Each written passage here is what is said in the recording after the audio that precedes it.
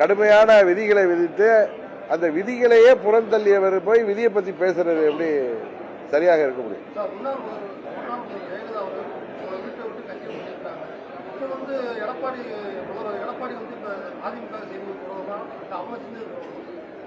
அம்மா அவர்கள் நீக்குவதற்கு அனைத்து உரிமை இருக்கு.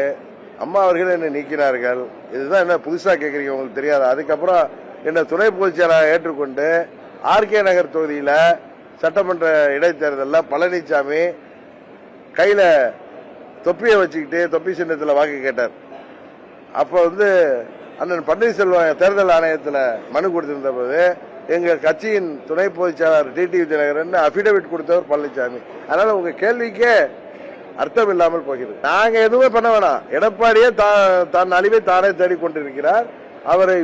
அவர் செய்த துரோகம் இந்த தேர்தலில் அவரை வீழ்த்தாமல் விடாது. இதுக்கு யாருமே தேவையில்லை. அவர் செய்த துரோகம் அவரை வீழ்த்திவிடும். அவர் தொண்டர்கள் எல்லாம் இப்பொழுது வீழ்த்திக் கொள்ளவில்லை என்றால் இந்த தேர்தலில் எடப்பாடியை வீழ்த்திவிட்டு புரட்சித் தலைவர் ஆரம்பித்த அதே சட்டத்திட்ட விதிகளை உருவாக்கி அனைத்து இந்திய அண்ணா திராவிட முன்னேற்ற கழகத்தை உறுதியாக அண்ணன் செங்கோட்டையன், அண்ணன் ஓபிஎஸ் அவர்களோடு சேர்ந்து நாங்கள் மீண்டும் அந்த இயக்கத்தை உருவாக்குவோம். அதுதான் நடக்க போகுது. நீங்க பாருங்க, திமுகவுக்கு பி டீமே பழனிசாமி தாங்கிறது ஊருக்கே தெரியும். 21 தேர்தலில் திமுக ஜெயிப்பதற்கு காரணமே பழனிசாமியோடைய அந்த குறுக்கு புத்தி தான்.